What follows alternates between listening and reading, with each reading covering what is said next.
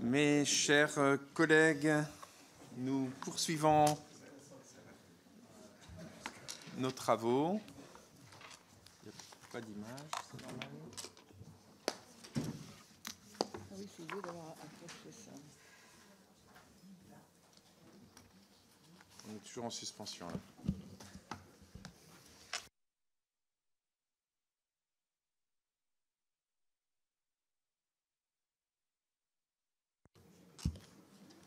Mes chers collègues, donc nous reprenons nos travaux avec l'examen des conclusions de la mission d'information sur le thème recrutement et fidélisation, gagner la bataille des ressources humaines du ministère des Armées, dont les rapporteurs sont nos collègues Caroline Colombier et Loïc Kervran.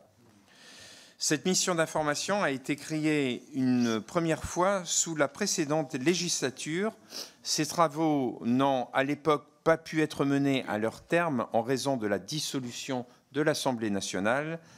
Le bureau de la commission a toutefois souhaité la faire renaître afin de permettre à nos collègues rapporteurs d'achever leurs travaux sur un thème dont l'actualité est d'importance et on le voit bien, l'actualité nous le démontre au quotidien. En effet, les ressources humaines du ministère des Armées sont la pierre angulaire de notre politique de défense.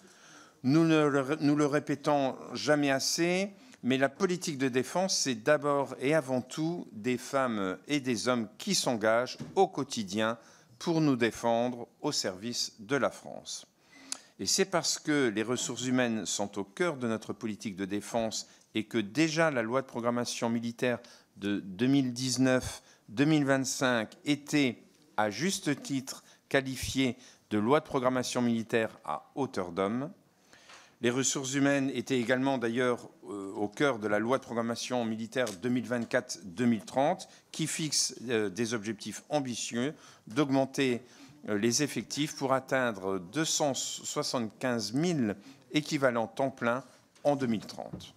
Mais pour atteindre de tels objectifs, il faut être en mesure de recruter et surtout de fidéliser ces femmes et ces hommes, enjeux qui constituent le cœur du présent rapport. Je tiens d'emblée à remercier nos deux rapporteurs pour leur travail nourri, fruit de travaux denses et soutenus. Vous avez en effet effectué 24 auditions et 2 déplacements en territoire national. Votre rapport est d'autant plus remarquable que vous êtes parvenu à traiter des enjeux de recrutement et de fidélisation de l'ensemble des catégories des ressources humaines du ministère des Armées, c'est-à-dire de ces personnels militaires, mais également de ces personnels civils, et de manière synthétique et exhaustif, ce qui rendra d'autant plus votre rapport opérationnel et utile pour tous. Vous formulez plusieurs recommandations dans votre rapport, dont la densité et la précision témoignent de la profondeur de l'analyse que vous avez faite sur le sujet. Nous avons donc hâte de vous entendre et de pouvoir débattre avec vous autour de cette mission d'information. Je vous passe la parole. Bonjour à tous, à toutes et à tous. Avant de commencer, juste en 30 secondes, je voudrais, je pense au nom également de Loïc Kervran, avec qui j'ai vraiment beaucoup apprécié travailler. C'est vraiment très agréable d'avoir quelqu'un d'aussi ouvert et sympathique, il faut le dire, c'est important. Et deuxième chose, surtout, je voudrais aussi souligner et remercier, enfin souligner le travail vraiment très précis et l'implication, la disponibilité de notre administrateur Sami Imoura, qui vraiment nous a donné un extraordinaire coup de main sur ce sujet, ce grand sujet. Voilà, donc je commence. Nous sommes donc, mes chers collègues, Monsieur le Président, merci. Mes chers collègues, nous sommes très heureux de vous présenter ce matin donc les conclusions de nos travaux sur le recrutement et la fidélisation des ressources humaines au ministère des Armées. L'intitulé de la mission d'information qualifiait la politique publique des ressources humaines du ministère de bataille. Et au risque de dévoyer les termes militaires, nous avons pu mesurer lors de nos travaux combien le recrutement et la fidélisation sont effectivement des batailles permanentes qui sont menées non sans vigueur par les états-majors, les directions et les services du ministère des Armées, dont nous avons rencontré beaucoup de représentants. Il s'agissait d'une mission d'information qui était particulièrement ambitieuse, et ce, à double titre. Tout d'abord, nous nous sommes intéressés à toutes les catégories du personnel du ministère des Armées, comme l'a dit le Président, qu'il s'agisse du personnel civil ou des personnels militaires. Nous vous laissons imaginer l'étendue de la réflexion qui en a découlé au regard de la très grande diversité des statuts dans chacune de ces deux catégories de personnel. Par ailleurs, s'intéresser au recrutement et la fidélisation nécessite d'évaluer un nombre important de politiques, y compris des politiques dont on pourrait considérer de prime abord qu'elles sont hors champ. Je pense notamment à la politique de reconversion du ministère, qui fait partie intégrante de la politique d'attractivité du ministère et donc de sa politique de ressources humaines.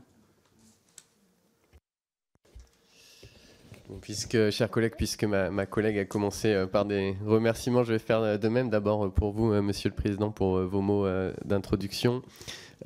Évidemment pour ma collègue Caroline Colombier, avec qui c'était effectivement très agréable de travailler, et je trouve que c'est rassurant aussi pour tous nos concitoyens que sur des sujets aussi importants, on se retrouve et qu'à la fin, on n'ait qu'un seul rapport avec aucune différence entre nous deux. Et puis, évidemment, je réitère à Samy Moura nos remerciements les plus sincères pour son aide précieuse. Donc, la politique des ressources humaines du ministère des Armées a fait l'objet en fait de nombreux rapports déjà, dont nous saluons d'ailleurs la qualité.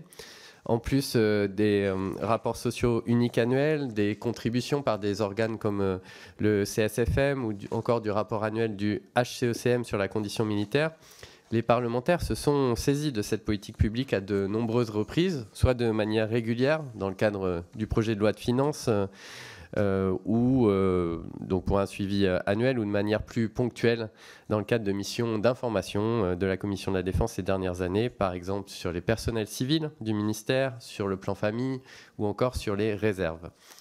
Dans ce contexte, nous avons fait le choix de ne pas céder à la tentation de l'exhaustivité, et nous avons réfléchi à un moyen de proposer une contribution originale et personnelle à la réflexion globale. D'ailleurs, le Sénat aussi a travaillé sur ces questions. Notre rapport est ainsi volontairement succinct, et il se focalise dans ses recommandations sur des sujets spécifiques qui constituent le cœur de l'apport de nos travaux. Avant de vous présenter nos conclusions, permettez-nous aussi à tous les deux de remercier l'ensemble des personnes auditionnées qui ont toutes utilement contribué à la réflexion. Et puis, plus généralement, nous souhaitons, avec ma collègue Caroline Colombier, vraiment profiter de l'occasion qui nous est donnée pour rendre hommage aux hommes, aux femmes de la défense civile comme militaire, qui s'engagent chaque jour pour nous défendre. Nous savons les sacrifices requis par l'engagement dans une carrière au service des armées, et vous, Monsieur le Président, mieux que quiconque. Nous savons également que les femmes et les hommes sont au cœur de notre défense, et finalement, chaque pan de notre politique de défense comprend une dimension qui est relative aux ressources humaines, puisque ce sont ces hommes et ces femmes qui sont la pierre angulaire de notre défense nationale.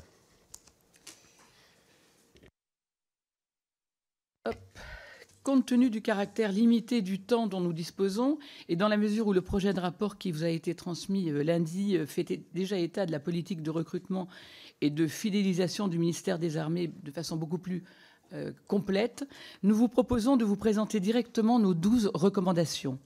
La première recommandation vise à permettre aux régiments et aux bases aériennes et navales dans les territoires de recruter directement des candidats qui souhaitent les rejoindre. Actuellement, lorsqu'un candidat souhaite rejoindre une base ou un régiment en particulier, il doit tout d'abord s'affilier à l'armée correspondante et suivre une formation sans avoir la garantie qu'il pourra, à l'issue, intégrer la base ou le régiment qu'il convoite. Même si des recrutements locaux ont déjà été expérimentés, à la marge, notamment par l'armée de terre.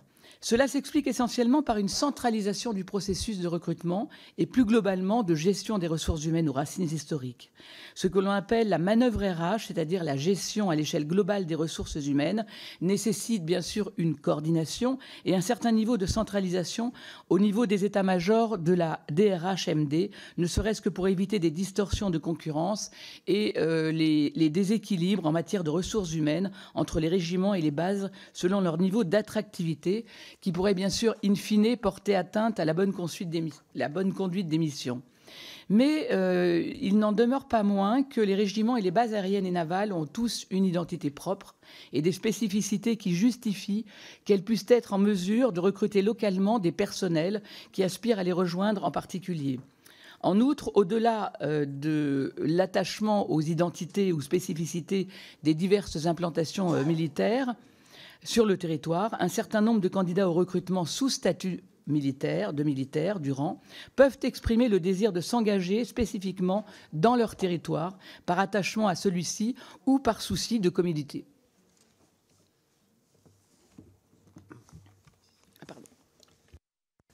La deuxième recommandation, qui est, je dois le dire, assez fondamentale, vise à dépasser le système de gestion des personnels militaires qui est fondé aujourd'hui sur une dichotomie entre gestionnaire et employeur. Ce qui se passe, c'est qu'on a finalement trois cas possibles. On a certaines directions et services qui cumulent les deux, qui sont à la fois gestionnaires et employeurs. On en a qui les cumulent partiellement, et puis on en a qui ne sont que employeurs et qui ne sont pas gestionnaires. Pour vous donner quelques exemples, par exemple la DRM, le service de l'énergie opérationnelle, la DRSD, dépendent de l'allocation en effectif de l'armée de terre, de l'armée de l'air et de l'espace, de la marine nationale. Ce système, il est historique et on ne comprend pas toujours finalement pourquoi une direction ou un service tombe dans les trois cases que je vous décrivais, c'est-à-dire finalement uniquement employeur, en cumul total ou en cumul partiel. Ce qui nous préoccupe, c'est que nous voyons que le taux d'armement de ces postes par les armées ne sont pas toujours satisfaisants. Ils peuvent descendre à seulement 85%, c'est-à-dire que ces services, finalement, ne touchent, entre guillemets, que 85% des effectifs que les armées sont censées mettre à leur disposition. Donc ce taux varie de 85 à 92%. Par ailleurs, nous avons été alertés à de nombreuses reprises lors des auditions sur le fait que le profil, au-delà du nombre, le profil des personnels mis à disposition des employeurs ne correspondait pas toujours à leurs besoins. Et puis, une fois que ces personnels militaires sont dans une direction, à la DRM, etc., ils n'ont pas toujours la possibilité de s'y maintenir, même s'ils le souhaitent, et même si le service qui les accueille le souhaite aussi. Donc, sans nier les difficultés de recrutement, de fidélisation qui expliquent la faiblesse relative de ces taux d'armement, nous pensons qu'une réflexion pourrait être utilement menée sur les voies et moyens pour remédier à cette situation qui est regrettable pour tout le monde. Et cette situation est d'autant plus regrettable que ce que l'on voit, c'est que les postes non occupés par des militaires sont parfois occupés par des personnels civils. Il y a une forme de civilianisation qui s'opère du fait de l'échec partiel de cette forme d'organisation et qui porte atteinte à la militarité des services interarmés. Je vous donne quelques exemples. En 2023, pour la DRSD, le taux de personnel militaire était tombé à 60,5%, et quasiment donc 40% de personnel civil. En sachant que l'objectif de la LPM est de porter à 68% le taux de personnel militaire, ce qui constitue un vrai défi vu la tendance depuis plusieurs années. Et il est nécessaire pour la DRSD, mais c'est vrai pour d'autres, de disposer d'un socle de militarité solide pour réaliser ces missions, que ce soit sur le territoire national ou en dehors. C'est pourquoi ces services accordent un intérêt important à la qualité du dialogue de gestion avec les DRH d'armée pour veiller à maintenir un équilibre raisonnable entre les personnels militaires d'un côté et les personnels civils de l'autre. J'ajoute que la diversification des voies de recrutement, notamment par la voie du recrutement d'officiers sous contrat, par la voie des officiers commissionnés, ou encore par la voie du recrutement ab initio de sous-officiers de la spécialité renseignement, est également privilégiée. Mais nous pensons que là, il y a une vraie réflexion importante à mener. La troisième recommandation, elle vise à rationaliser la cartographie des CIRFA. Et vous allez avoir une petite carte qui va s'afficher derrière moi pour que chaque département soit doté à minima d'un CIRFA commun aux trois armées. À l'heure actuelle, comme vous le voyez sur cette carte, certains CIRFA d'abord ne sont pas communs aux trois armées. Si on prend un exemple totalement au hasard, à Bourges, dans le Cher, on a un CIRFA air et un CIRFA terre qui sont géographiquement séparés. Il n'y a pas de CIRFA marine. Il y a certains départements qui sont totalement dépourvus de CIRFA. C'est le cas du Cantal ou des Alpes de Haute-Provence.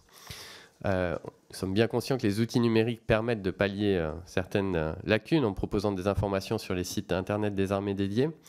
Il y a aussi des initiatives qui ont été développées afin de permettre des échanges par visioconférence entre des candidats potentiels et des personnels militaires déjà en poste. Mais nous considérons que cette situation entraîne une inégalité de fait dans le recrutement entre les trois armées selon qu'elles disposent ou non d'un CIRFA et peut-être plus important encore que l'on se prive de certains viviers territoriaux par cette absence d'implantation. La quatrième recommandation vise à poursuivre les efforts de rationalisation d'octroi des primes dans le cadre de la NPRM. Dans sa conception initiale, la mise en place de la NPRM induisait des distorsions entre des agents appartenant à un même service, par exemple la DGSE, selon qu'ils officiaient à Paris ou dans une autre implantation en Île-de-France. Alors, si des mesures ont été mises en œuvre pour y remédier, les efforts en ce sens doivent être encore poursuivis. À titre d'exemple, il ressort dans plusieurs auditions que la base aérienne de Senlis-Creil, pour donner un exemple, n'a pas été inscrite dans la liste des communes isolées ouvrant droit à la majoration territoriale prévue dans le cadre de l'indemnité de garnison. Il ressort également des auditions que si la mise en place de l'indemnité de suggestion d'absence opérationnelle a eu bien sûr des effets positifs sur la fidélisation des personnels de la DGSE, la mise en place de l'indemnité de garnison a produit des effets négatifs pour les militaires affectés dans des emprises autres que celles de Paris.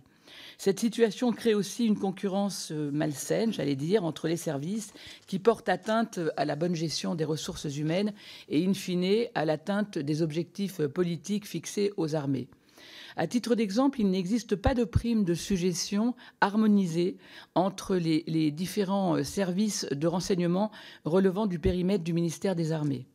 De manière complémentaire avec la précédente recommandation, la cinquième recommandation vise à veiller à la bonne mise en œuvre des mesures de revalorisation de la dimension indiciaire des rémunérations des personnels. Alors, nous avons noté avec satisfaction que de nombreux travaux ont été engagés pour revaloriser la dimension indiciaire qui était réclamée des rémunérations des personnels militaires et des personnels civils. Il s'agit d'un enjeu crucial pour le recrutement et pour la fidélisation des personnels. Les différentes mesures annoncées à ce titre devront être effectivement mises en œuvre. S'agissant des officiers, celle-ci, normalement, a débuté cette année. Donc, nous arrivons à la sixième recommandation qui vise à garantir au personnel civil du ministère des Armées qui le souhaite de pouvoir servir dans la réserve. Ce que l'on a pu constater dans nos auditions, c'est qu'il peut y avoir des réticences, parfois même des obstacles, à ce qu'un personnel civil du ministère des Armées puisse servir en tant que réserviste. Et là, il y a quelque chose de très contre-intuitif, puisque d'un côté, le ministère des Armées promeut l'engagement dans la réserve et il incite les employeurs privés à permettre à ces personnels de le faire. Il faut donc que lui-même, en tant qu'employeur de civils, ouvre sans doute plus cette possibilité. Cela passe évidemment par un dialogue assez fin pour que le fait de servir dans la réserve ne porte pas atteinte à l'accomplissement des tâches incombant au personnel civil réserviste. La septième recommandation, elle vise à construire des parcours de carrière qui permettent notamment à certains officiers de bénéficier d'une plus grande souplesse encore en termes de mobilité pour moduler le rythme de cette mobilité en fonction de leurs souhaits d'évolution professionnelle. Nous pensons beaucoup a été fait sur ce sujet pour améliorer les choses, mais nous pensons qu'il y a encore un peu de marge de progression. Les officiers sont soumis à un niveau de mobilité important compte tenu de la nature de leur mission. Mais il ressort des travaux de cette mission d'information que la mobilité, elle est non seulement de moins en moins comprise et acceptée, mais parfois elle peine même à se justifier à l'intérieur de l'institution. Et la gestion des ressources humaines du ministère des Armées semble parfois dominée par le paradigme de la mobilité qui se justifie, on le comprend bien, par des besoins opérationnels, par des souhaits de progression de carrière, par des constructions de parcours, mais qui semble également être parfois devenue une fin en soi. Or, la fidélisation des ressources humaines du ministère des Armées, singulièrement pour les plus expérimentés, qui peuvent facilement se reconvertir dans le secteur privé, implique, nous croyons, de repenser ce rythme de la mobilité afin que des personnels qui ont été très mobiles par le passé puissent, à un moment de leur vie où la quête de stabilité est forte, trouver un meilleur équilibre entre leur vie personnelle et leur vie professionnelle. Nous avons été très frappés de voir, par exemple, que de plus en plus d'officiers renoncent à passer le concours de l'école de guerre et à être brevetés simplement du fait des exigences de mobilité qui les attendent une fois qu'ils seront brevetés. Donc là, il y a encore un petit peu de travail et de réflexion sur ce champ. La 8e recommandation vise à engager une réflexion sur les causes de la désertion au sein des armées. Le choix pour un personnel militaire de déserter n'est pas un choix anodin, bien sûr.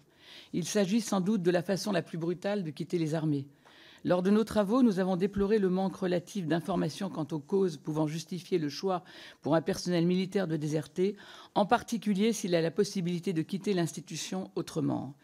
Vous trouverez dans le rapport plus de détails sur ce sujet. Une réflexion pourrait utilement être engagée en ce sens afin de mieux comprendre ce phénomène et d'essayer d'y apporter des réponses adaptées.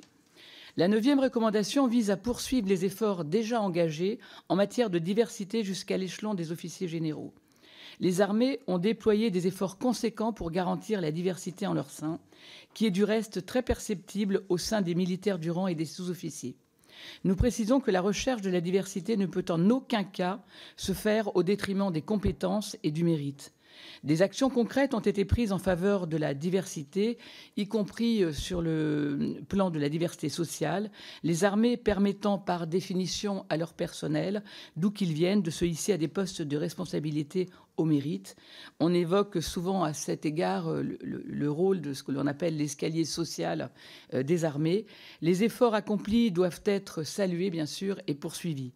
L'organigramme des chefs de l'armée de terre qui s'affiche devant vous montre que des efforts peuvent encore être faits en ce qui concerne la féminisation.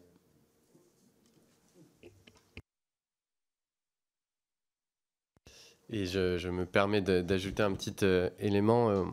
Voilà, par exemple, nos Français d'outre-mer constituent une part extrêmement importante dans des militaires du rang, dans nos régiments, dans nos bases aériennes, etc.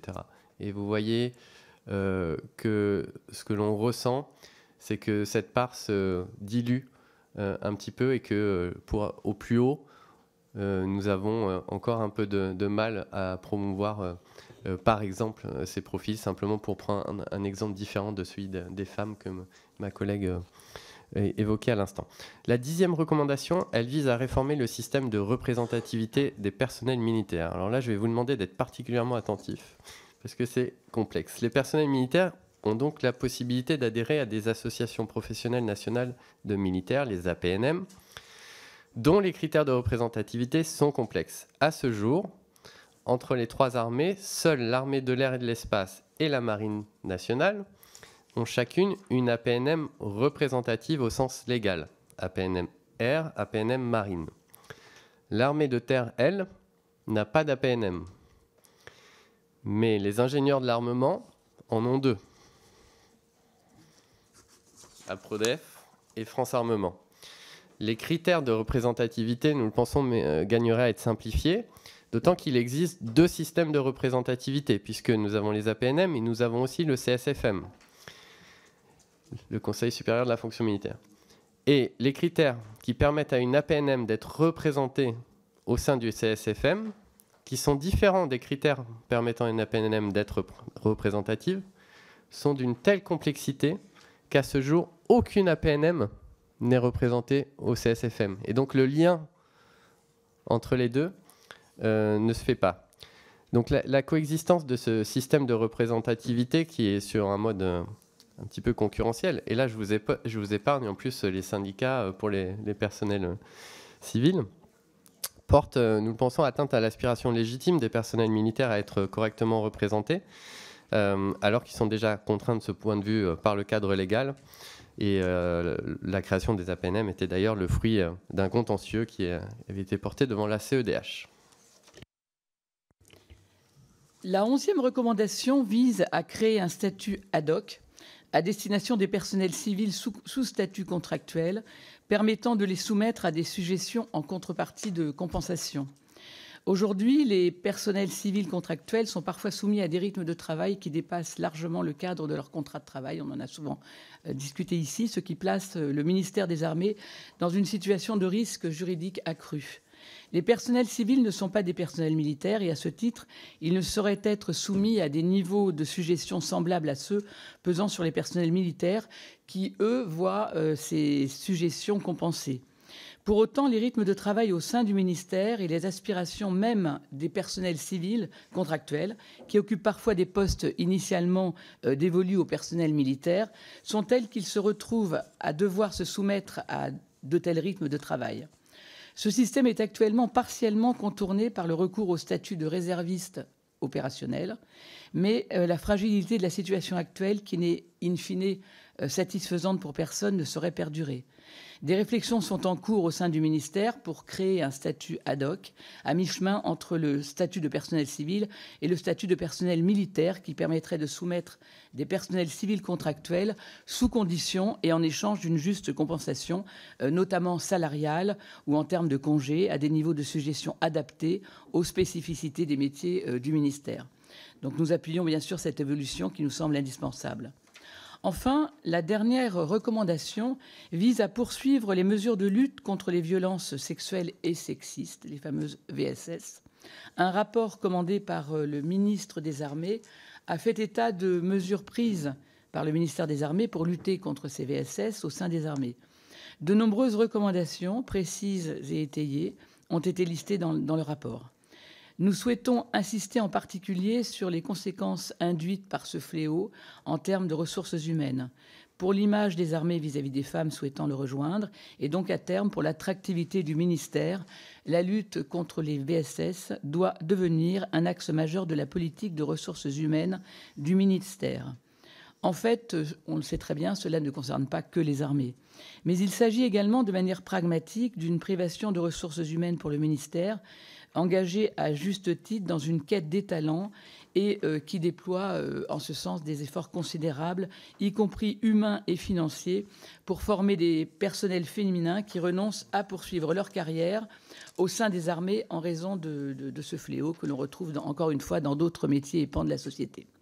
Voici, mes chers collègues, Monsieur le Président, les conclusions de nos travaux. Vous aurez beaucoup de détails dans le rapport en lui-même. Nous vous remercions pour votre attention et nous tenons à votre disposition pour répondre à vos questions. Merci, mes chers collègues, pour votre présentation. Et nous passons à présent aux questions des différents groupes. Et nous commençons par Michel Martinez pour le groupe Rassemblement national. Merci, Monsieur le Président. Chers collègues, bravo tout d'abord pour votre travail et vos conclusions communes qui symbolisent l'union de la nation sur un sujet aussi important pour nos armées que celui du recrutement ou de la fidélisation. Ces sujets sont abondamment discutés au sein de cette commission, mais votre travail est très utile et édifiant. Il pointe les secteurs où les défis RH sont les plus intenses, notamment au niveau interarmé dans nos services spéciaux. Nous avons par ailleurs été interpellés par le taux de désertion. Afin de faire face à ces défis, votre rapport propose des solutions innovantes que nous saluons. Il revient également sur des dispositifs en cours. Parmi les dispositifs mis en place par le ministère des Armées pour favoriser le recrutement et la fidélisation, votre rapport fait référence au plan Fidélisation 360 lancé en mars 2024. 6 axes ont été identifiés. Mieux compenser les suggestions face aux nouvelles conflictualités et aux évolutions sociétales, accompagner la mobilité, assurer une juste rémunération, individualiser et dynamiser les parcours, améliorer les conditions de travail de la vie en emprise militaire, gagner la bataille des perceptions. Des premières mesures ont d'ores et déjà été mises en œuvre, notamment concernant le reste à charge zéro en cas de déménagement. Alors que nous sommes à la date anniversaire de ce plan, qui suscite beaucoup d'attentes, pouvez-vous en dresser un premier bilan? Je vous remercie. Merci, Madame la députée. Le plan fidélisation 360, comme vous l'avez dit, qui a été lancé en mars 2024, répond bien sûr à un besoin de modernisation et d'adaptation des dispositifs qui sont liés au recrutement et à la fidélisation au sein des armées. En fait, c'est un plan, on pourrait en parler pendant des heures, puisqu'il y a de multiples sujets qui entrent dans ce plan. À la date anniversaire de ce plan, il est essentiel de dresser un premier bilan, vous avez raison, des mesures qui ont été mises en œuvre et de leur impact concret. Ce plan donc s'articule autour de 6 axes principaux qui couvrent des domaines aussi variés que donc les ressources humaines, le logement, la rémunération, la mobilité, les conditions de travail et la gestion des perceptions. En fait, il s'agit de mieux compenser des suggestions liées aux nouvelles conflictualités et aux évolutions sociétales, mais aussi d'assurer une juste rémunération et de dynamiser les parcours professionnels. Alors, parmi les premières actions mises en place, on peut citer bien sûr ce dont j'ai parlé tout à l'heure, la revalorisation des grilles indiciaires des sous-officiers, qui a été effective dès avril 2024, et celle des officiers qui est prévue cette année. Cette mesure, nous l'espérons, vise à renforcer l'attractivité des carrières militaires et de répondre à l'attente légitime des soldats, quels qu'ils soient, à tous les niveaux. En matière de déménagement, il y a eu un effort de fait puisque le reste à charge zéro pour les militaires mutés constitue pour eux un progrès indéniable. De plus, une plateforme en ligne a été développée pour fournir une assistance pratique et immédiate dans des démarches qui sont souvent très complexes. Il y a entre autres ce fameux portail Patrium, oui c'est ça. En ce qui concerne les parcours de carrière, il y a eu des conventions qui ont été établies pour favoriser des passerelles entre les armées et les industriels, ce qui permet de diversifier les trajectoires professionnelles et de répondre aux besoins de chacun. Enfin, il y a aussi bien sûr des mesures d'accompagnement mises en place dans les domaines de l'habitat, dans les domaines de la santé, dans les domaines de l'action sociale, qui peuvent améliorer bien sûr la qualité de vie des militaires et de leurs familles. Alors c'est vrai qu'aujourd'hui les résultats sont difficilement mesurables, il faut encore attendre un certain temps, un plus long terme, mais les premières actions concrètes mises en place montrent que nous allons dans la bonne direction et qu'il faut donc poursuivre avec un souci constant de répondre aux attentes de ces personnels pour qu'ils se sentent bien dans leur vie professionnelle et personnelle. Je vous remercie. Merci. La parole est à Corinne Vignon pour le groupe Ensemble pour la République.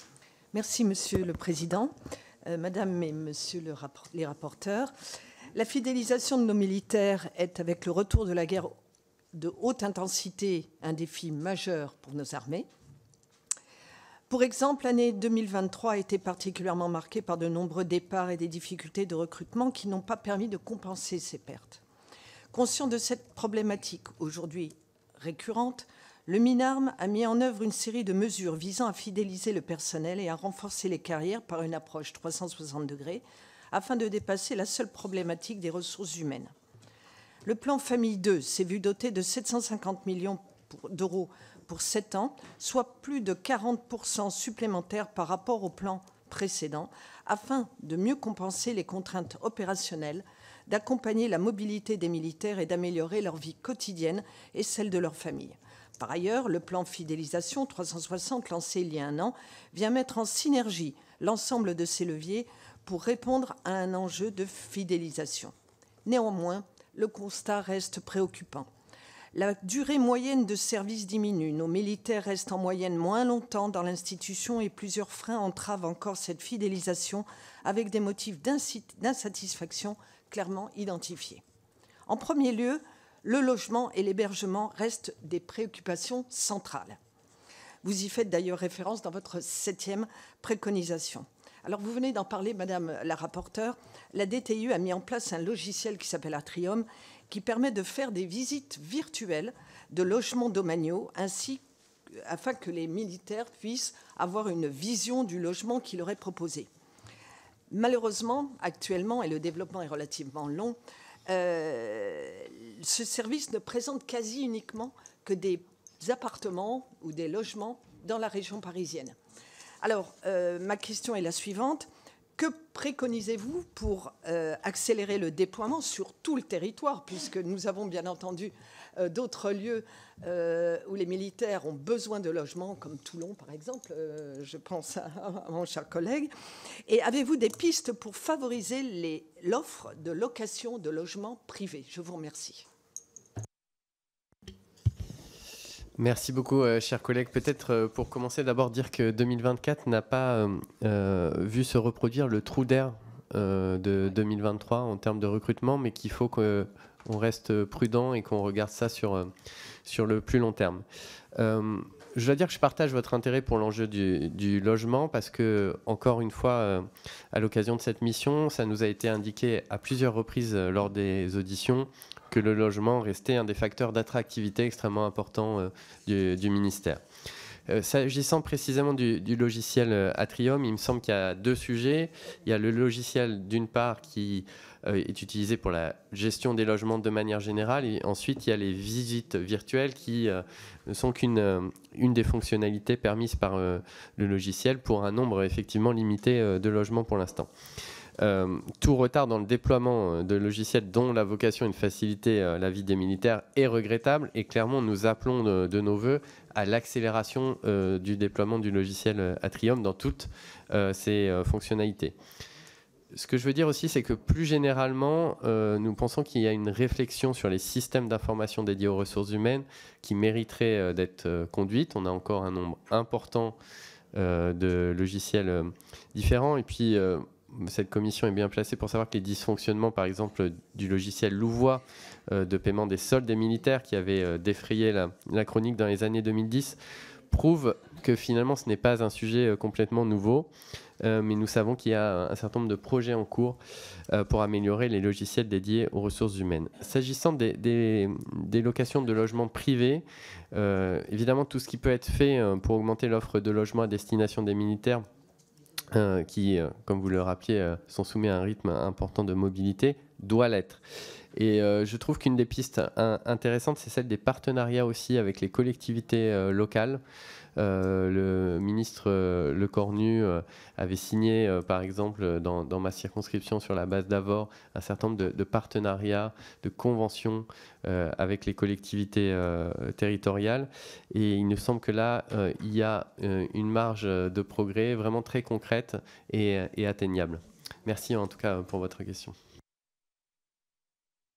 Merci. La parole est à Abdelkader Lamar pour le groupe La France Insoumise Nouveau Front Populaire. Bien, super. Merci, Monsieur le Président, et merci, Madame et Monsieur les rapporteurs, pour la présentation de votre travail. Donc, les difficultés de recrutement et de fidélisation au sein de nos forces armées sont donc bien réelles. Et dans le contexte international actuel, cette réalité ne peut que nous inquiéter.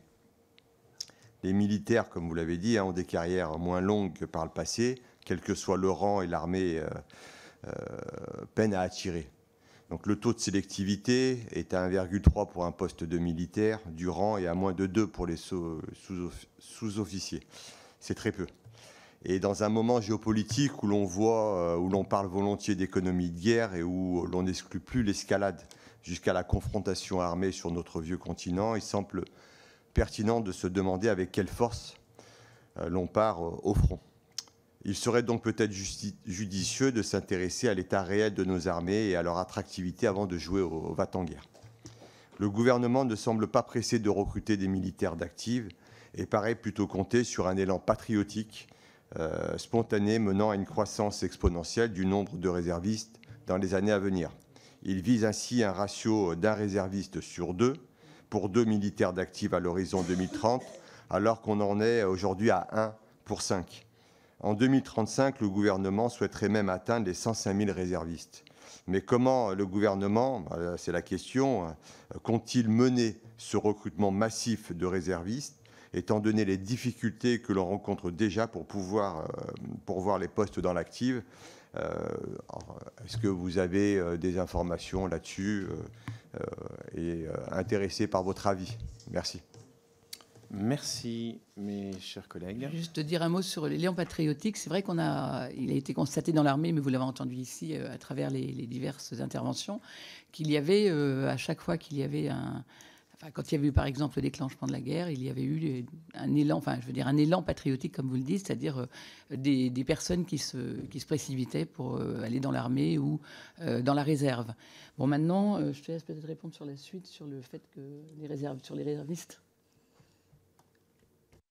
Oui, quelques éléments. D'abord, vous posez la question avec quelle force on partirait au front. Moi, je dois dire que pour avoir l'honneur depuis 7 ans de côtoyer nos militaires, pour l'avoir refait encore de manière plus particulière là, dans cette mission, moi, je suis rassuré sur avec qui est-ce qu'on partirait au front. Et je veux le redire ici, voilà, moi, je partirais avec chacun et n'importe lequel des militaires que j'ai pu croiser depuis ces 7 ans en confiance. Vous dire aussi que finalement le recrutement du ministère des Armées, il est très dépendant de l'état du marché du travail. Et c'est vrai que comme on avait un marché du travail qui était quand même assez tendu, avec une quantité, une demande d'emploi très, très forte, ça avait impacté les recrutements du ministère des Armées qui aussi de tout temps, on voit quand les choses se compliquent sur le marché du travail civil, le ministère des Armées retrouve un peu plus de candidats et ces deux choses sont très importantes. Sur la réserve, vous demandez comment le gouvernement va faire, donc moi je ne suis pas le gouvernement, comme ça ne vous aura pas échappé. Juste souligner qu'on a fait quelques recommandations parce que d'abord on pense que le ministère doit être plus exemplaire dans la promotion de la réserve. S'il veut convaincre nos concitoyens, il doit déjà plus permettre à ses propres personnels civils de faire de la réserve opérationnelle militaire quand ils le souhaitent. Et ça, c'est un premier point important. Ensuite, vous avez vu que dans le débat public, il y a un certain nombre de choses qui sont en discussion aujourd'hui, que ce soit une forme de service militaire volontaire, avec une capacité, du coup, un versement dans une sorte de réserve qui serait mobilisable pendant 5 ans, etc.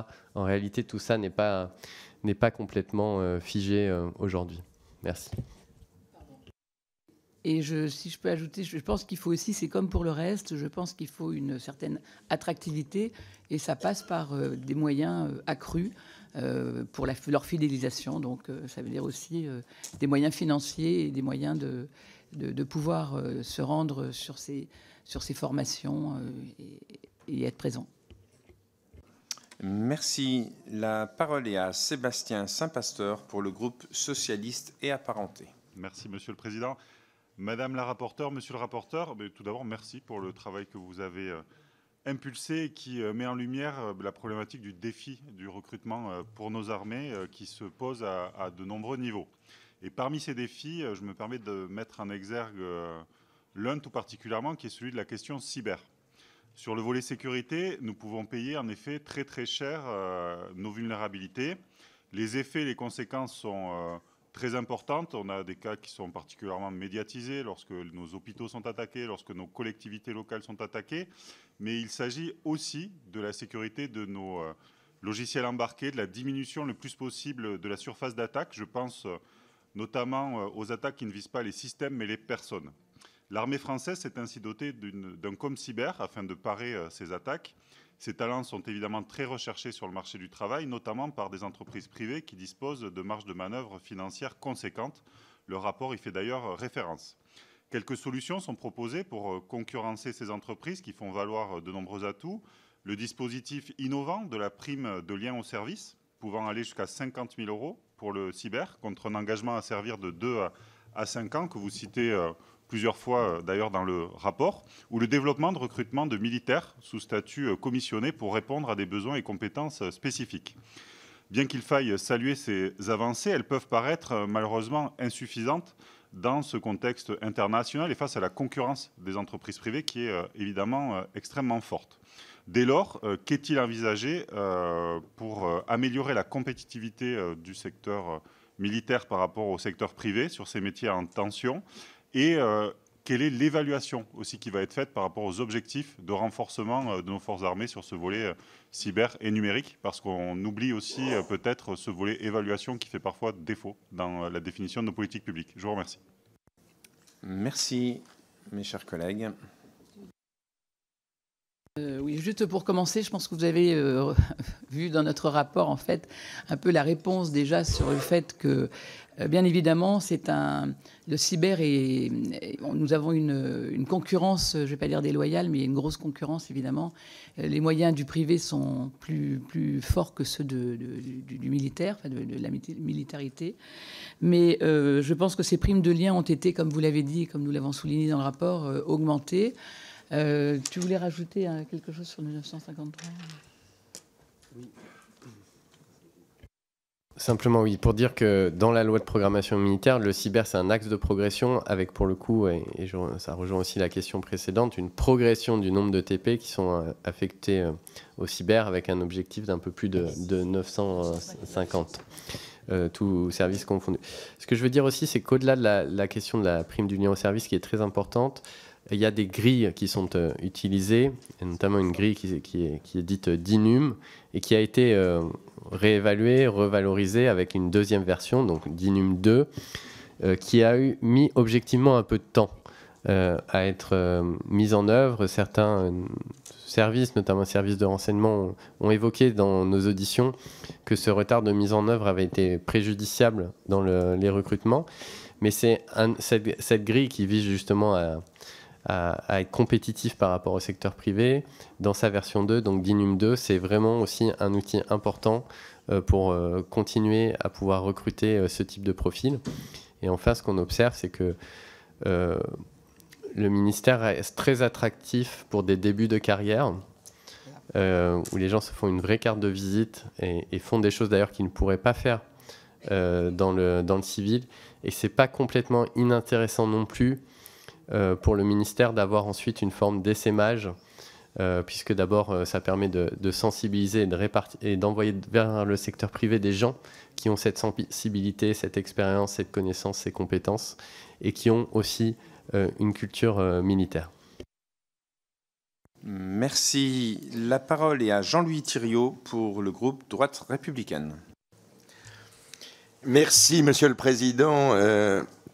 Mes chers collègues, une fois de plus, notre commission, à travers vous deux, fait une œuvre utile. On sait bien que la richesse de nos armées, ce sont les femmes et les hommes qui les servent.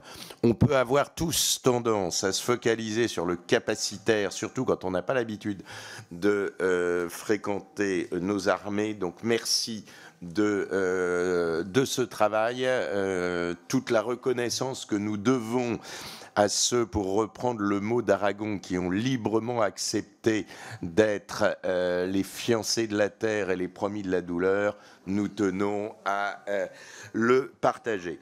Trois petites questions. Est-ce que dans votre étude, vous avez fait un benchmark avec ce qui se passe avec les pays qui ont une grosse difficulté de recrutement? Je pense en particulier au Royaume-Uni, qui a été amené à désarmer des frégates, ou un pays comme la Pologne qui a de grandes ambitions militaire légitime compte tenu de sa situation géopolitique, mais qui peine à recruter, d'autant plus que la Pologne est dans une situation de quasi plein emploi avec une croissance extrêmement importante. Donc, question des comparatifs, que font-ils pour éviter éventuellement de rencontrer les mêmes difficultés? Deuxième élément, est-ce que vous avez travaillé sur les filières? Je pense en particulier à la problématique post-école de guerre pour la filière internationale. On sait bien que ce sont des postes stratégiques, notamment des postes d'attachés de défense, et aujourd'hui les perspectives de carrière sont plutôt moins favorables. Donc est-ce qu'il y a eu une réflexion là-dessus? Troisième point, qui je crois fait partie de l'attractivité globale et de la fidélisation. Est-ce que vous avez proposé des mesures en matière symbolique? Je vais citer 2 exemples, mais il y en a beaucoup d'autres. L'existence dans les régiments de sociétés équestres militaires qui permet de faire de l'équitation dans des conditions acceptables, c'est capital. La disparition dans nos ports du cercle naval à Toulon, par exemple, ou du cercle naval à Brest, je sais que notamment pour les officiers subalternes, ça a été un véritable traumatisme. Donc est-ce que c'est une piste de réflexion que vous avez ouverte? Merci à vous. Merci, mes chers collègues. En fait, on a, pour être très honnête, sur vos questions, nous n'avons pas ciblé, nous n'avons pas voulu faire de comparaison, de benchmarking, parce que le sujet a déjà été extrêmement dense. Mais vous avez raison, je pense que ce que vous avez évoqué est vraiment très important, et je pense particulièrement à la filière post-école de guerre, pour avoir rencontré des personnes qui justement se posaient à ce genre de questions pour savoir comment ils allaient continuer leur carrière en développant ce genre de poste qui est évidemment peut-être un peu moins présent aujourd'hui. Oui, peut-être quelques éléments qui ressortent de nos auditions sur cette question de comparaison avec les autres pays. D'abord, il faut dire qu'il y a des sujets qu'on a moins en France que dans d'autres pays, et je pense en particulier à la question du niveau de santé et de forme physique de notre jeunesse, où par exemple les États-Unis là, font face à un défi absolument gigantesque, qui n'est qu'on commence à avoir point en France, mais dans des proportions qui ont vraiment rien à voir. Et je trouve que voilà, c'est aussi l'occasion de se féliciter d'un meilleur niveau de santé et de forme physique, et de moins d'obésité aussi, par exemple, dans notre jeunesse qu'aux États-Unis, ce qui leur pose de sérieux problèmes. Sur les filières, on a surtout voulu réfléchir à la question de parcours, peut-être un peu moins systématiquement ascendant, un peu moins linéaire, et c'est ce que l'on évoque dans nos recommandations. Nous pensons que pour certains officiers, peut-être d'abord certains veulent s'arrêter à un niveau et pas forcément continuer. Il faut leur permettre de rester dans l'institution, alors que là on a quelque chose d'à la fois très linéaire et systématiquement ascendant. Et puis on a des formes de passage obligés dans les états-majors, etc., qui pour certains profils très opérationnels, qui ont été très exposés dans nos forces spéciales, etc., peuvent aussi parfois ne pas être très attractifs. Donc je pense qu'il y a encore une réflexion à mener sur des parcours plus circulaires, même au sein du service de santé des armées aussi. Ça serait un autre bon exemple de cela. Voilà ce que... Et je partage ce que vous avez dit sur les cercles, sur les centres équestres militaires. Voilà, ce sont des éléments très importants et qui se sont un peu affaiblis objectivement, on le voit. Il y a aussi un certain nombre d'équipements de bassins nautiques, par exemple, etc. Tout ça compte beaucoup. Merci. Effectivement, une question qui est importante, qui touche un petit peu les traditions aussi, parce que c'est vrai que ces activités équestres touchaient la cavalerie, entre autres, mais pas que. Et puis, pour les marins, aller sur l'eau, même faire de la voile, c'est aussi le contact avec la mer et toucher les traditions maritimes. C'est un sujet aussi qui touche à la fidélisation et à l'attractivité. Merci en tout cas pour vos réponses. Et nous allons passer à Catherine Hervieux pour le groupe écologiste et social. Oui, Monsieur le Président, Madame la rapporteure, Monsieur le rapporteur, ça a été dit, il y a un lien à tisser plus pérenne avec la jeunesse et les armées. Les générations se suivent mais ne se ressemblent pas. Alors, sur la forme de la jeunesse, Monsieur le rapporteur, vous venez d'évoquer le parallèle avec l'état de la jeunesse états-unienne. Moi, en forme de clin d'œil, mais pas que, à ce moment-là, je vous appelle à soutenir les bons modèles agroalimentaires tels que défendus par les écologistes. Ce serait aussi une réponse par rapport à l'obésité. La refonte de la journée défense et citoyenne est un sujet. D'autres formats sont à approfondir, comme les classes de défense pour une sensibilisation et la création de liens avec les armées. Le recrutement massif de réservistes en direction des civils et des anciens militaires d'actifs fait son chemin de telle sorte qu'ils puissent mettre leur savoir-faire et leur savoir-être au service des armées qui sont à valoriser. Ensuite, penser la place des femmes est primordial. Cela se joue au niveau de l'imaginaire des filles à se projeter dans les métiers de la défense, prenant en compte les réalités de vie d'une femme, qui peut être aussi une mère. Avec donc la poursuite des mesures de lutte contre les violences sexistes et sexuelles, enjeu crucial pour la fidélisation, vous en parlez dans la 12e recommandation. L'accès à des responsabilités et la présence de rôle modèles serait un indicateur et un facilitateur pour l'attractivité des armées. Les mêmes chances ne sont pas accordées aux femmes et à nos concitoyens issus de la diversité, même si des progrès sont réalisés au sein du ministère. Un autre enjeu est celui du cadre de vie. Les personnels de l'armée sont intégrés dans nos collectivités, dans nos villes et communes. La vie de famille est à concilier avec l'agenda professionnel et une mobilité accrue par rapport à d'autres métiers de la fonction publique. De plus, la garantie d'un bon cadre de vie est importante pour l'image de l'institution. Donc, gagner la bataille des ressources humaines correspond-il à l'adaptation du ministère des Armées au changement de société? Et puis, plus précisément, sur le volet rémunération et primes, comment voyez-vous la bonne écoute de Bercy?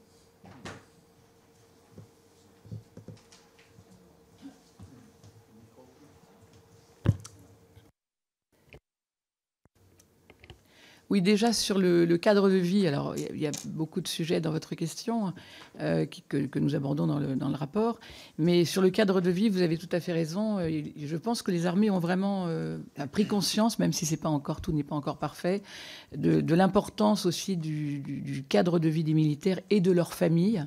Et ça rejoint toutes les mesures qui ont été prises pour essayer. On sait que de plus en plus de militaires ont des femmes qui travaillent, contrairement à il y a plusieurs générations ou dizaines d'années. Et donc ça, c'est quelque chose qui est beaucoup plus pris en compte aujourd'hui, puisque il faut bien que ces personnes trouvent du travail aux endroits où sont mutés leurs maris ou conjoints. Et je pense que ça, c'est de plus en plus pris en charge, même si c'est vrai que sur les constatations, on se rend compte que parfois, ces personnes occupent des postes qui sont moindres que ce qu'ils avaient dans leur vie antérieure. Mais c'est un gros travail qui est poursuivi aujourd'hui. Tu veux ajouter sur... Pardon. Peut-être quelques éléments complémentaires. Merci de souligner la question des femmes. On y était très attachés avec ma collègue. Et vous voyez, j'ai demandé à réafficher l'organigramme derrière nos chefs de l'armée de terre. Ouais, moi, je ne peux pas me satisfaire de cet organigramme aujourd'hui, en termes de présence des femmes, de la diversité, etc. Notre armée, elle doit montrer qu'elle offre à chacun, mais jusqu'au plus haut niveau. Elle le fait formidablement bien dans toute une dimension du parcours militaire, mais jusqu'au plus haut niveau.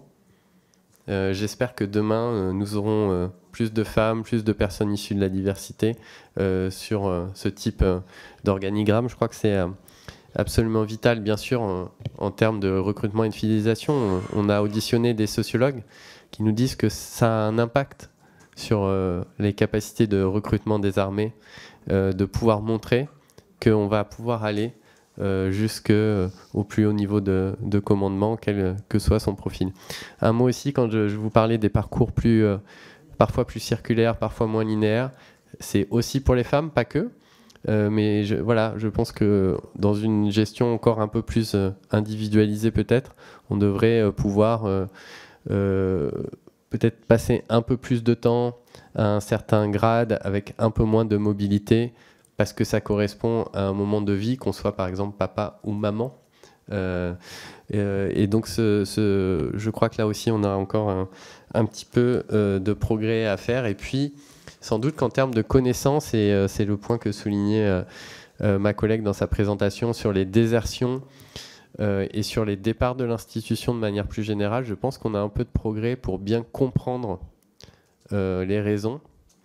Parce que dans certaines auditions, par exemple, de sociologues, ils nous disaient que le terme générique, je crois, c'est inadaptation à la vie militaire, pouvait cacher parfois une inadaptation des armées à certains profils. C'est parfois un petit peu à l'envers, et donc il y a aussi un peu de travail là plus fin pour comprendre les raisons qui poussent certains à quitter les armées, et parfois de la manière la plus violente qui soit, avec la désertion. Merci. La parole est à Geneviève Dariussec pour le groupe Les Démocrates. Merci, Monsieur le Président. D'abord, je veux remercier nos deux rapporteurs pour la qualité de leur travail. Et puis, moi aussi, avoir une très sincère pensée pour les hommes et les femmes de ce ministère des Armées qui nous défendent, et je peux vous dire avec un engagement sans faille pour la patrie et la France. Vous avez évoqué beaucoup de sujets. Vous avez parlé ce qui a été mis en œuvre, notamment les plans famille, le premier dès la première LPM, le second en cours, le troisième qui arrive. Donc on parle hébergement, logement, on parle famille, garde d'enfants, santé, emploi des conjoints avec défense mobilité. On parle aussi reconversion des militaires, tout ça est important. Vous avez parlé également de l'évolution des rémunérations, des carrières. Bon, moi je voudrais partir sur un plan un peu différent. Je suis frappée, et ça ne s'est pas amélioré depuis. J'avais été un peu moins attentive au sujet de nos armées pendant les quelques mois où j'ai fait autre chose. Et je vois que ça ne s'est pas amélioré. Nous avons quand même beaucoup de...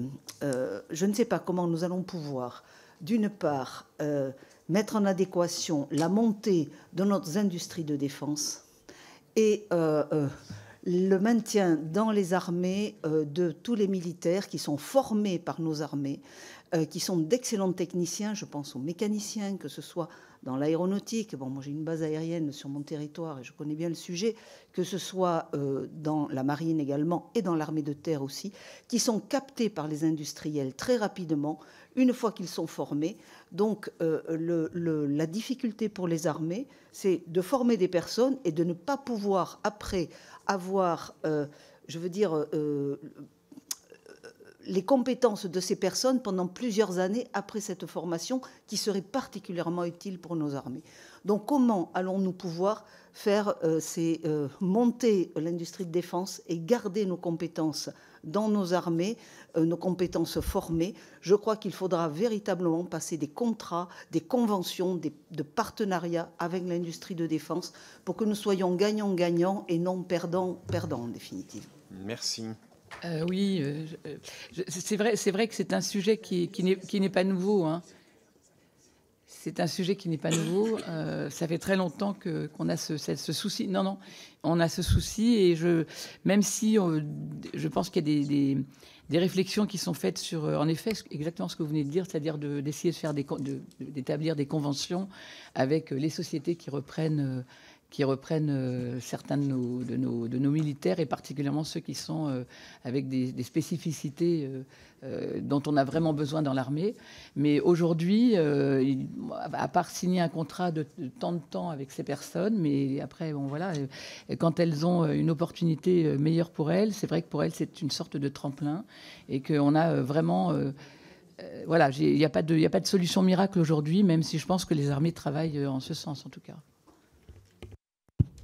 Oui, merci Madame la Ministre. D'abord, souligner comme vous tous les efforts qui ont été faits. Et c'est vrai ce que vous avez dit, le plan famille, la rémunération, etc. Moi, je le redis, c'est quand même assez considérable. Les blessés aussi, on n'en a pas parlé, mais ça, c'est important aussi. Donc, effectivement, il y a déjà des outils qui existent, d'ailleurs, certains partenariats, même des processus un peu de déconfliction parfois entre industriels et forces armées sur le recrutement. Ça, on doit sans doute aller plus loin, parce que là où je vous rejoins complètement, c'est que ça met une pression sur les capacités de formation de nos armées qui est énorme, parce qu'en fait, on fait rentrer des gens, on les forme, ils s'en vont, et du coup, en particulier au niveau des sous-officiers, de l'encadrement, etc., là, on a une vraie difficulté et qui va sans doute, comme vous le soulignez avec raison, s'accroître. Donc c'est un point de vigilance. On n'a pas forcément effectivement de solution magique, et moi je crois assez à un travail un peu fin, y compris au niveau territorial, entre les grands acteurs industriels et les forces, parce que souvent ce sont en fait les mêmes bassins, au-delà des outils comme les primes de lien au service, qui sont quand même loin d'être inintéressants. Merci. La parole est à Lise Magnier pour le groupe Horizon et Indépendants. Merci Monsieur le Président, merci à nos deux rapporteurs pour ce rapport qui met parfaitement en lumière des enjeux concernant la gestion des ressources humaines au sein de nos armées. C'est l'occasion évidemment pour nous de leur témoigner de toute notre reconnaissance à tous ceux qui servent nos armées militaires d'actives, réservistes et personnels civils. Il était évident que le recrutement et la fidélisation sont les piliers essentiels pour assurer la capacité opérationnelle et la défense de notre nation. Et vous avez identifié un certain nombre de défis, l'attractivité des carrières, la compensation des sujétions spécifiques aux métiers militaires et la nécessité de moderniser les processus de recrutement, autant de points critiques qui nécessitent évidemment une attention particulière. Mais cependant, monsieur le rapporteur, madame la rapporteure, un aspect retient particulièrement mon attention, celui de la potentielle dichotomie entre gestionnaires et employeurs au sein de nos forces armées. Il apparaît que de nombreuses directions et services dépendent de l'allocation de ressources par les différentes DRH d'armée pour leur personnel militaire. Et cette situation peut parfois engendrer une inefficacité et des déséquilibres, notamment en termes de correspondance entre les besoins spécifiques des services et les profils des personnels qui leur sont effectivement alloués. À cet égard, je souhaiterais donc approfondir cette question avec vous.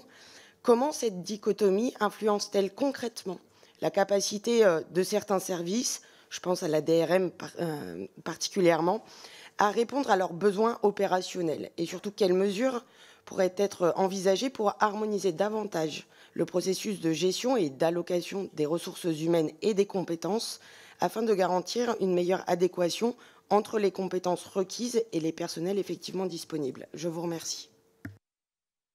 Merci, mes chers collègues.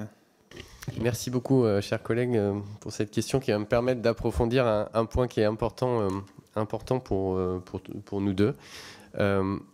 D'abord, si vous le permettez, juste un panorama, c'est-à-dire qu'aujourd'hui, il n'y a pas du tout d'harmonisation. On a des services comme la DRM qui dépendent totalement pour leurs effectifs militaires de l'allocation des 3 armées.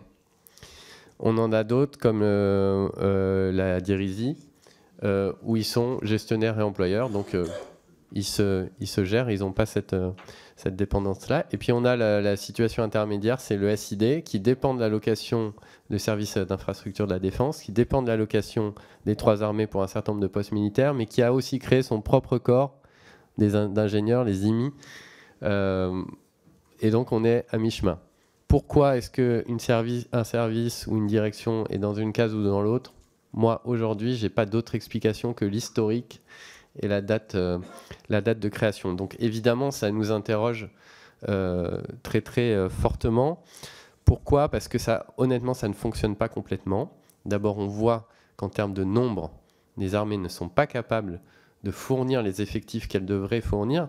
Et ça doit nous interroger, nous, politiques, parce que quand on met, par exemple, la priorité sur les services de renseignement, mais que derrière, les armées n'allouent pas le nombre de personnel qu'elles sont censées allouer à la DRM, à la DGSE, à la DRSD, il y a quelque chose qui ne fonctionne pas. Deuxième chose, on voit quand elles ne font pas ça, du coup, qu'est-ce que les services font?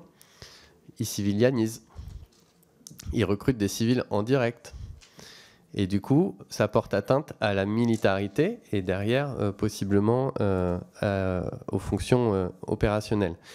On se prive aussi, si je tire le fil sur la DRM, d'utiliser des marques employeurs. La DRM, c'est une très belle marque employeur. Aujourd'hui, vous ne pouvez pas rejoindre la DRM. En fait, vous rejoignez l'armée de terre ou l'armée de l'air qui, à un moment dans votre carrière, va vous affecter à la DRM. Et c'est peut-être dommage. Au-delà du nombre, j'ai commencé à le dire dans mon propos introductif, il y a vraiment une question d'allocation des compétences. Je ne vous donnerai pas peut-être le détail exactement, mais on nous a fait état parfois d'une forme d'abysse entre les profils dont ont besoin ces directions et ces services et les profils que les armées leur allouent. On leur envoie des gens qui n'ont pas du tout le profil ou les compétences dont ils ont besoin. Et enfin, si je remonte la chaîne, je crains quand même qu'aujourd'hui, le jeune qui pousse la porte d'un CIRFA, de l'armée de terre par exemple, que ça ne soit pas le meilleur moyen pour les services d'infrastructure de la défense d'être certain que les bons profils vont être recrutés, puisqu'il y a un tel panel, et finalement les besoins du SID dans les besoins de nos 3 armées, c'est microscopique. Donc il y a beaucoup de choses à repenser. On n'a pas voulu, parce que c'est assez fondamental, on n'a pas voulu proposer une seule piste, parce que je crois que là, on touche vraiment à quelque chose d'historique et de très structurant. Mais je pense que la question du recrutement direct, y compris sous statut militaire d'un certain nombre de ces directions et services, se pose. En fait, ils ont commencé à le faire déjà avec les officiers sous contrat, les commissionnés. Voilà, mais est-ce qu'il faut créer une armée du renseignement? Est-ce qu'il faut pouvoir s'engager non pas dans l'armée de terre, mais au sein de la DRM, quitte à repasser après dans l'autre sens, dans l'armée de terre? Voilà, il y a quelque chose de vraiment très fondamental parce que ça dysfonctionne aujourd'hui. Excusez-moi, j'ajouterais que c'est vrai que ce que tu disais à l'instant, les marques, la marque de fabrique est extrêmement importante et que probablement on ne s'en sert pas encore assez. Et donc c'est un peu frustrant pour certaines personnes qui voudraient absolument aller à tel endroit et qui en fait sont dirigées différemment, quoi. Juste un autre exemple pour ne pas parler que des services de renseignement, qui est un petit tropisme personnel, mais effectivement le SID, le service des infrastructures de la défense, ça peut être une superbe marque employeur. Vous dites, voilà, moi je vais construire demain les infrastructures de l'île Longue, les infrastructures de notre défense nucléaire, etc. Donc là, il y a quelque chose d'assez formidable. Voilà pourquoi on propose vraiment de repenser tout cela.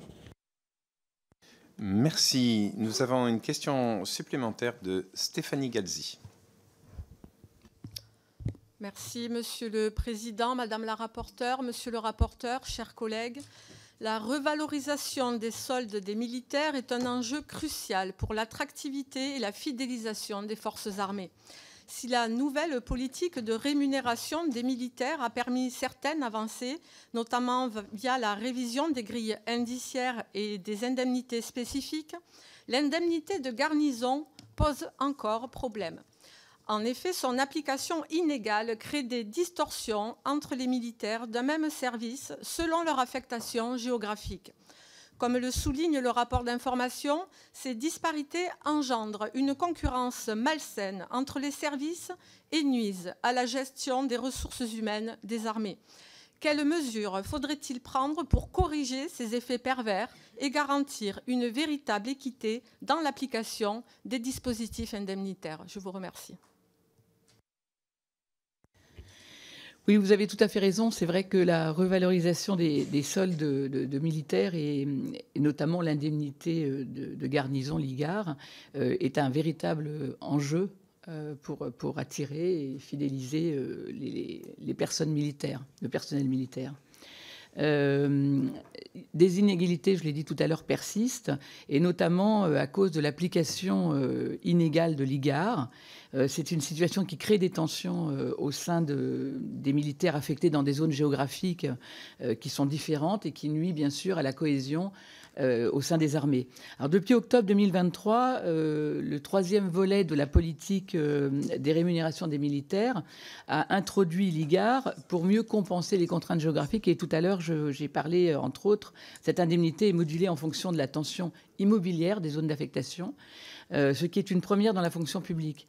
Par exemple, en Île-de-France, et je vous ai donné l'exemple tout à l'heure dans la lecture du rapport, les militaires qui sont, entre autres, par exemple, sur la base aérienne de Senlis-Creil, ne bénéficient pas des mêmes majorations, et bien sûr, ça crée des inégalités, des frustrations, au sein d'une même région. Donc c'est une concurrence malsaine, vous avez raison, et ça nuit à la bonne gestion des ressources humaines. Alors pour corriger ces distorsions, il est essentiel de continuer, de poursuivre des efforts de rationalisation de l'octroi des primes dans le cadre de la NPRM, et il faut aussi envisager une réévaluation des critères d'évaluation de l'IGAR pour mieux prendre en compte les spécificités locales et étendre des zones qui bénéficient de majoration territoriale. Cela permettrait et garantirait une plus grande équité entre les militaires et renforcerait bien sûr la fidélisation, puisque c'est quand même l'objet, la fidélisation des personnels, et ça améliorerait l'attractivité des forces armées. Pour compléter la question des primes et des services de renseignement, c'est vraiment important parce qu'on veut éviter à tout prix que s'installe une forme de concurrence un peu déloyale entre services. Donc il y a l'IGAR et c'est parfois un problème à l'intérieur du même service. Vous voyez, la DGSE à Mortier, c'est pas le même régime de primes qu'une autre implantation qui est juste de l'autre côté du périphérique. Bon. C'est quand même un vrai gros souci. Sur les primes de suggestion qui sont liées aux contraintes très particulières quand on exerce dans les services de renseignement, la DRM a longtemps été le dernier service à ne pas avoir ce type de prime. La DRSD avait mis en œuvre une prime qui était une prime d'activité opérationnelle, alors que donc on avait DGSE, DRSD qui avaient des primes, pas DRM. La DRM maintenant nous remet une prime qui est plus intéressante que celle que la DRSD avait mise en œuvre. Donc vous voyez qu'on n'a pas d'alignement et on a selon le moment un intérêt à aller servir dans tel ou tel service sur ces questions de primes. Donc il y a vraiment un travail, mais sans doute en lien avec la coordination nationale du renseignement et de la lutte contre le terrorisme, d'harmonisation de ces primes pour les services de renseignement. Merci. Et nous avons une nouvelle question de la part d'Arnaud Saint-Martin. Merci Monsieur le Président. Madame la rapporteure, Monsieur le rapporteur, j'ai parcouru le rapport, hein, j'ai pas eu le temps de le compulser de façon hyper précise. Mais normalement, j'ai une question qui concerne la planification du recrutement des jeunes générations de soldats en fonction de la grande bataille du XXIe siècle. Je ne sais pas si elle a été abordée de façon frontale, qui est le changement climatique global. C'est un problème majeur auquel les forces armées composent de fait, et d'ores et déjà. Il s'agit de penser et d'opérationnaliser la nécessaire adaptation au changement climatique de nos sociétés. Et à l'échelle des forces militaires, cela impose de nouvelles missions, notamment un suivi, une réponse aux crises et catastrophes naturelles, qui s'accompagnent de missions de sécurisation, d'aide à des populations sinistrées ou rendues vulnérables par des désastres causés par le changement climatique, en interaction avec d'autres acteurs qui sont bien connus, hein, les sécurités civiles, les ONG humanitaires et toute la communauté du management de crise. Donc là, on a une nouvelle donne climatique qui impose une projection dans un avenir toujours plus prévisible, s'agissant du diagnostic scientifique sur les dégradations des conditions d'habitabilité de la Terre. Et en même temps, on constate une certaine indétermination dans la réponse collective pour y faire face. Bref, pour ce qui concerne ces questions d'enrôlement et de fidélisation durable des ressources humaines sur une planète qui se réchauffe toujours plus, comment le ministère des Armées intègre cette variable ?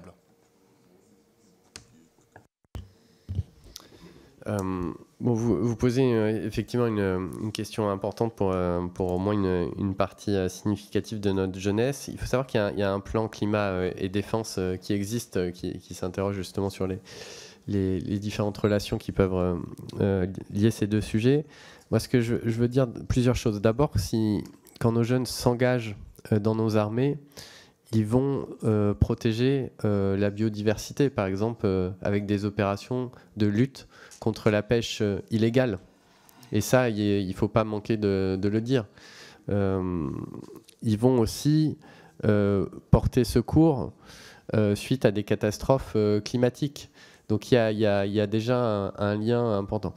Après, les armées elles-mêmes sont aussi en train de réfléchir et de s'équiper en termes de matériel, en termes capacitaires.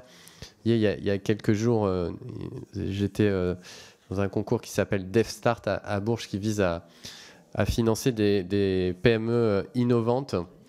Et une des PME qui a été primée a proposé un quad électrique avec une autonomie extrêmement longue et une capacité d'emport très importante en termes de poids, etc., pour nos armées. Donc finalement, moi je crois qu'à la fois par ces missions et par ces efforts d'adaptation, notre armée française aujourd'hui, elle peut parler à cette exigence et à cette volonté de s'engager soit directement pour protéger le climat, la biodiversité, etc., soit en tout cas de le faire sans être en contradiction avec ses propres valeurs. Merci. Est-ce que nous avons d'autres questions? Oui, oui, je vous en prie, Madame Geneviève Darrieussecq. Alors, c'est pas une question, c'est compléter la réponse de Loïc sur, bien sûr, l'engagement des jeunes pour le climat et l'engagement des armées aussi pour le climat. Il y a quand même un grand plan autour de la biodiversité, autour de la lutte contre les émissions de gaz à effet de serre, autour de tous ces sujets environnementaux au niveau du ministère des Armées. Et je pense que c'est un levier important aussi pour attirer la jeunesse, parce qu'il y a des missions qui sont importantes dans ce domaine-là. La biodiversité, par exemple, sur les grands centres d'entraînement, les grands champs, enfin, des hectares et des hectares de foncier, eh bien, il y a des vraies stratégies de maintien de la biodiversité avec des associations. Donc, il y a vraiment des stratégies dans ce domaine-là, au niveau de ce ministère, qui n'est pas du tout à côté de la plaque et qui vit avec sa planète. Merci. J'ai deux autres questions qui viennent de s'inscrire, comme quoi les gens sont passionnés par votre mission d'information. Donc, je passe la parole à Pascal Jlenft. Oui, merci Monsieur le Président. Mes chers collègues rapporteurs, déjà félicitations pour la qualité de votre rapport et pour votre complicité. Alors, je ne sais pas si c'est le début de quelque chose, mais ne répondez pas à cette question. Voilà, merci. Moi, j'aimerais centrer mes propos sur les effectifs du service de santé des armées. Ça n'a pas encore été fait. Donc, ce service est d'une importance capitale pour nos armées, que ce soit lors des opérations extérieures ou sur le territoire national. Le SSA réalise également des recherches médicales et peut être un soutien précieux en cas de crise sanitaire. Dans votre rapport, vous indiquez qu'il fait partie des métiers en tension forte. Donc, parmi les mesures de fidélisation, on peut observer, grâce à votre rapport, que le complément de salaire pour atteindre l'indice 49 du plan Ségur est toujours étendu aux psychologues et aux services paramédicaux des services de santé des armées. Estimez-vous que ces mesures soient suffisantes pour fidéliser les personnels du service de santé des armées? Sinon, comment les fidéliser davantage? C'est une question importante car le bon fonctionnement de ce service peut avoir une influence sur la fidélisation de tous les corps d'armée dans leur ensemble. De plus, le service de santé des armées doit être en mesure de s'adapter aux défis contemporains. Je vous remercie. La loi de la LPM 2024-2030 a mis un accent bien sûr particulier sur le service des armées, en reconnaissant bien sûr son rôle crucial pour assurer une capacité médicale optimale dans le cadre des missions militaires. Alors, cette attention, ça se traduit bien sûr par la mise en place de mesures spécifiques qui ont visé à renforcer l'attractivité du SSA et à soutenir ses effectifs face aux nombreux défis que nous avons aujourd'hui, et notamment dans le contexte de la modernisation de nos forces armées. Dans cette optique, il y a eu des mesures salariales ciblées qui ont été introduites pour améliorer les conditions de travail des personnels du SSA. Tout d'abord, la prime de lien au service, la PLS, qui peut atteindre jusqu'à 50 000 € pour certains professionnels, comme des médecins, infirmiers ou autres personnels du SSA. Et cette prime est particulièrement destinée à des familles professionnelles spécifiques, comme celle du nucléaire, des systèmes d'information et de communication, ainsi qu'aux praticiens du service des armées, du service du SSA. Mais cependant, elle est quand même conditionnée par un engagement à servir en son sein pour une durée de 2 à 5 ans. Et cela permet d'attirer et de fidéliser des compétences rares et essentielles à la défense nationale, tout en renforçant la stabilité du service de santé. Et en parallèle, il y a une majoration indiciaire qui a été instaurée, qui attribue donc les 49 points d'indice supplémentaires aux membres du service de santé, dans le cadre d'une augmentation de leur traitement indiciaire. Et cette mesure s'inscrit dans le plan Ségur de la santé, qui visait à revaloriser les salaires des soignants. Donc désormais, cette majoration bénéficie aussi aux soignants civils et militaires, aux paramédicaux et psychologues du SSA, à l'exception des praticiens. Donc l'objectif, c'est surtout de reconnaître et de valoriser donc le travail des professionnels du SSA, et en particulier dans un environnement qui est très exigeant et parfois difficile. Donc ces mesures illustrent vraiment l'engagement de soutenir ce SSA tout en assurant la fidélisation, c'est quand même aussi le plus important, et l'attractivité de ce service qui est vital pour nos armées. Alors, nous avons encore 2 questions qui se sont rajoutées. Donc, je passe la parole à Thomas Gassiou. Merci, Monsieur le Président. Comme il nous reste un peu le temps, je me permets d'intervenir pour une remarque et une question. La remarque, c'est que finalement, sur les différents exemples qui ont été donnés de disparités qui peuvent exister entre les différents statuts, on peut constater ici que c'est toujours les civils qui sont mieux traités que les militaires. Vous parliez des armées. On pourrait comparer les différences de traitement entre, par exemple, nos gendarmes mobiles et nos CRS sur à la fois les conditions d'implantation, les niveaux de salaire. Et donc, j'attire notre attention sur 2 points particuliers. C'est à la fois l'importance de la singularité militaire, puisqu'avec les dividendes de la paix, on a non seulement eu une descente capacitaire, mais on a eu aussi une tentative de civilisation de certaines capacités. Et la singularité militaire, c'est quelque chose d'extrêmement important, que ce soit au niveau des considérations éthiques, juridiques, morales qu'elle entraîne. Et je pense qu'on est les gardiens de ça ici, notamment à l'Assemblée nationale. Et c'est pour ça que notamment notre président de la commission a la chance de disposer d'un conseiller militaire qui attire son attention sur ces questions. Et le deuxième sujet, c'est qu'il faut qu'on fasse attention collectivement à ne pas trop tirer sur la corde de la singularité militaire et notamment de restriction des libertés syndicales de nos militaires pour parfois dégrader trop leurs conditions d'exercice, peut-être ce qui a pu être fait dans le passé. Et donc ici, on doit être particulièrement attentif à l'équilibre entre les suggestions et les droits des militaires. Et c'est pour ça notamment que le Parlement est destinataire du rapport du HCECM, comme le président de la République, qui chaque année fait le point sur la singularité militaire. Et on doit être collectivement attentif à ce sujet-là. C'est une condition essentielle pour l'attractivité, bien entendu, du métier des armes. Ma question était la suivante, elle était de manière un peu plus générale. Vous avez exposé des propositions techniques pour l'attractivité et la fidélisation du métier des armes. J'aimerais vous poser une question plus générale qui est finalement quel regard vous portez sur la place du militaire dans notre société. Parce que ce qui fait de l'attractivité, de la fidélisation, au-delà des conditions salariales, au-delà des conditions d'hébergement, aux différentes autres considérations, pour une jeunesse qui est à la recherche de sens, c'est avant tout la place que chacun va avoir dans la société. Et je pense qu'il est important, pour terminer, que vous ayez une parole, chacun, un peu plus personnelle, sur finalement la place que vous attendez des militaires dans notre société. Qu'est-ce qu'ils ont à nous dire? Qu'est-ce qu'ils ont à apporter à la nation, au-delà de la défense de ses intérêts? Merci. Je vous laisse répondre, mes chers collègues.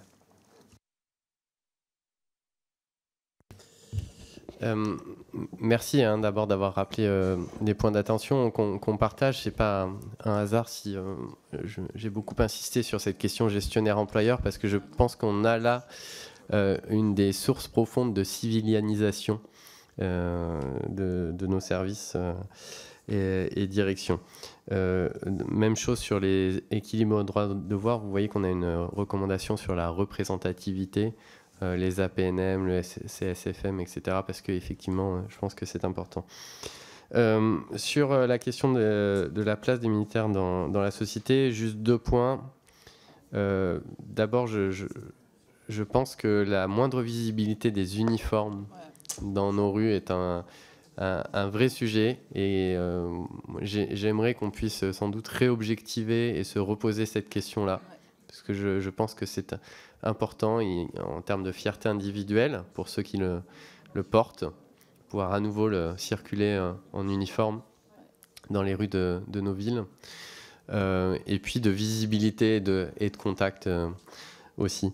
La deuxième chose, c'est que moi, je dois être un peu réactionnaire au fond, c'est aussi parce que j'aime bien la littérature de cette époque-là, mais je suis un peu nostalgique de l'officier du 19e, l'officier de salon, etc. Et je trouve que voilà, on a eu par le passé, la société a accordé une place plus importante aux officiers dans un écosystème. Par exemple, en province, ça faisait partie des notables, au même titre qu'un certain nombre d'autres professions.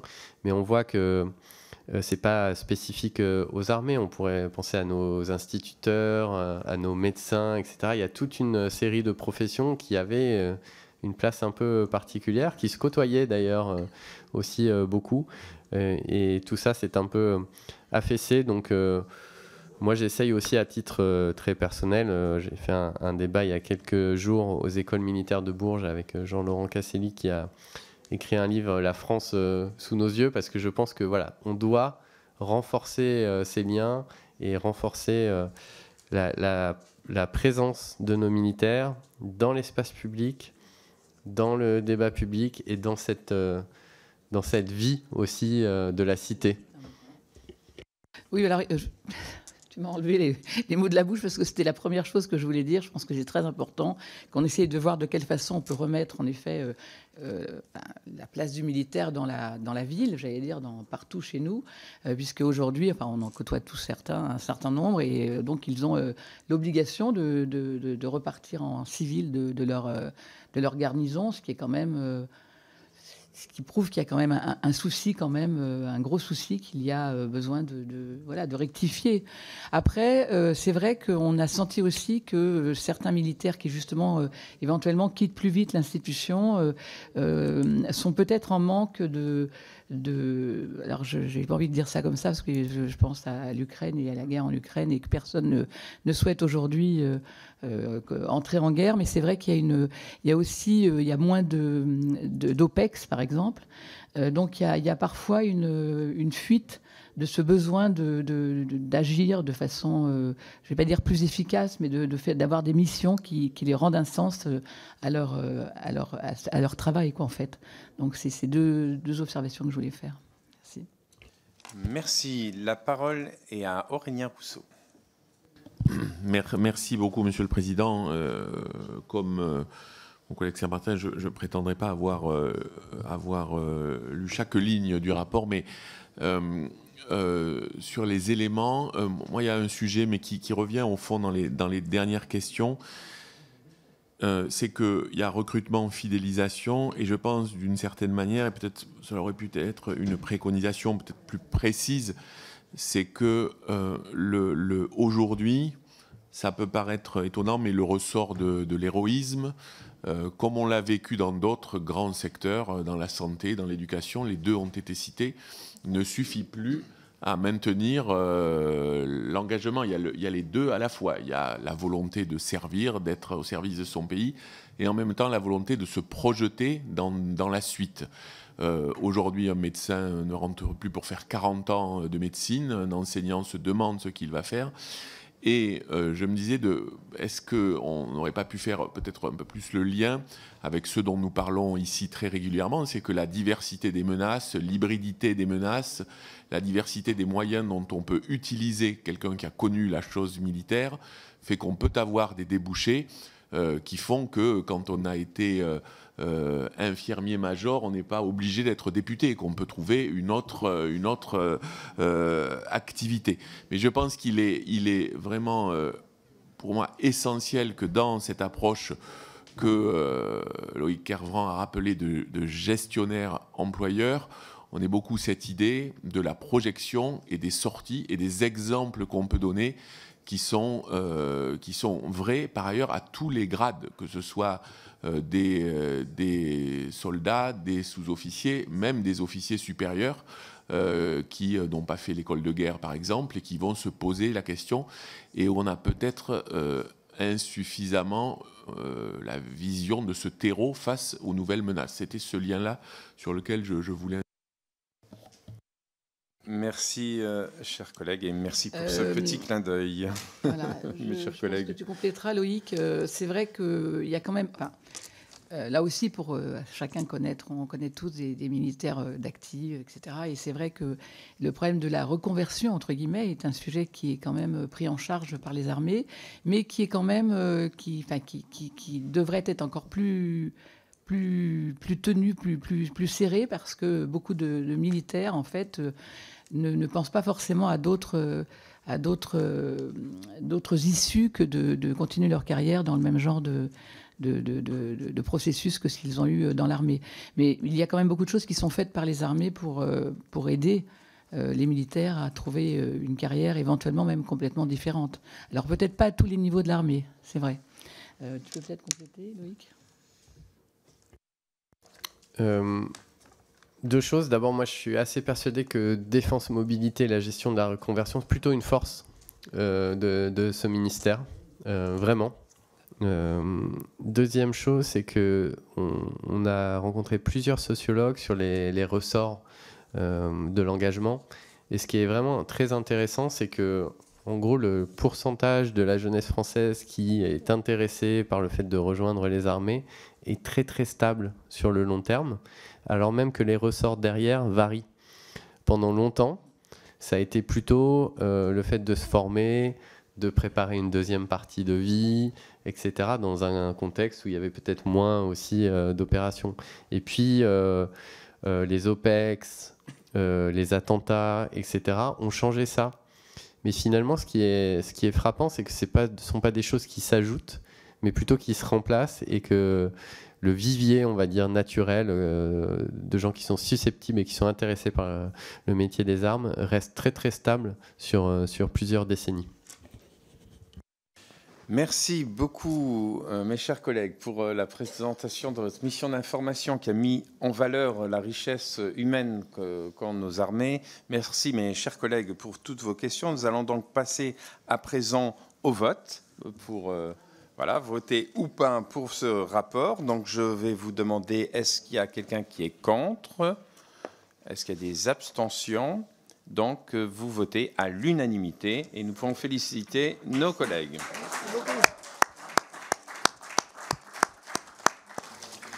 Alors, notre